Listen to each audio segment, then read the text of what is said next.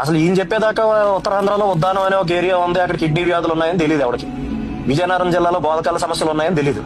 ఇంకా ఇప్పటికీ బోధకాల వ్యాధి ఉంది, ఎలిఫాంటియాసిస్ ఉంది, అక్కడ జనాలు ఇప్పటికీ దాంతో బాధపడుతున్నారు అనేది పవన్ కళ్యాణ్ గారు తీసుకొచ్చే వరకు లైవ్ లైట్ లో తెలియదు. అసలు ఈయన చెప్పేదాకా ఉత్తరాంధ్రలో ఉద్దానం అనే ఒక ఏరియా ఉంది, అక్కడ కిడ్నీ వ్యాధులు ఉన్నాయని తెలియదు ఎవరికి.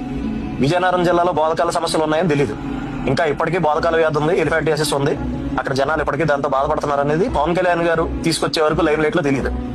ఈరోజు అధికారం వచ్చింది కాబట్టి 1000కి పైగా గ్రామాల్లో రోడ్లు వేయగలుగుతున్నాడు. అసలు రోడ్డు అంటే ఏంటో చూడకుండా డోలీల్లో కొండల మించి కిందకు వచ్చేటటువంటి గ్రామాల్లో మీకు ఇండిపెండెన్స్ వచ్చిన తర్వాత, ఈ దేశానికి స్వాతంత్రం వచ్చిన తర్వాత ఏ నాయకుడు పర్యటించినటువంటి గ్రామాల్లో, ఎక్కడ రోడ్లు అయినటువంటి గ్రామాల్లో ఆయన వెళ్ళి పర్యటించి ఈరోజు వేయగలుగుతున్నాడు.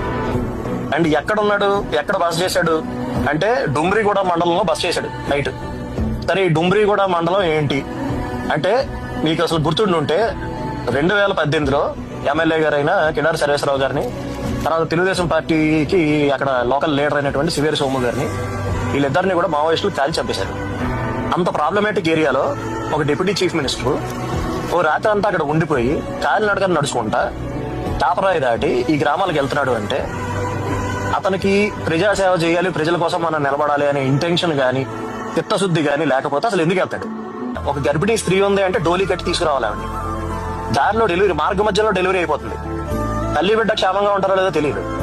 ఎవరికైనా ఒక చిన్న జబ్బు చేసిందంటే అతన్ని ఇద్దరు మనుషులు అసలు ఈయన చెప్పేదాకా ఉత్తరాంధ్రలో ఉద్దానం అనే ఒక ఏరియా ఉంది, అక్కడ కిడ్నీ వ్యాధులు ఉన్నాయని తెలియదు ఎవరికి. విజయనగరం జిల్లాలో బోధకాల సమస్యలు ఉన్నాయని తెలియదు.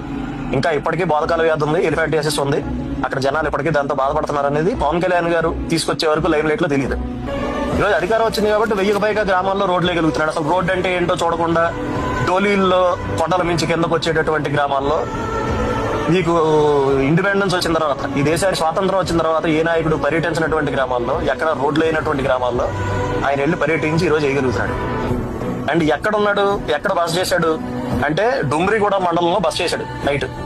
సరే ఈ డుమ్రిగూడ మండలం ఏంటి అంటే మీకు అసలు గుర్తుండుంటే 2018లో ఎమ్మెల్యే గారైన కిడారి సర్వేశ్వరరావు గారిని, తర్వాత తెలుగుదేశం పార్టీకి అక్కడ లోకల్ లీడర్ అయినటువంటి శివేరి సోము గారిని, వీళ్ళిద్దరిని కూడా మావోయిస్టులు కాల్చి చంపేశారు.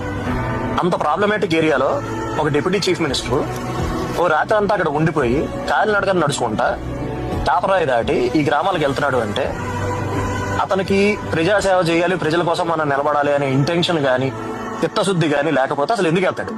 ఒక గర్భిణీ స్త్రీ ఉంది అంటే డోలీ కట్టి తీసుకురావాలి ఆవిడ. దారిలో డెలివరీ, మార్గ మధ్యలో డెలివరీ అయిపోతుంది. తల్లి బిడ్డ క్షేమంగా ఉంటారో లేదో తెలియదు. ఎవరికైనా ఒక చిన్న జబ్బు చేసిందంటే అతన్ని ఇద్దరు మనుషులు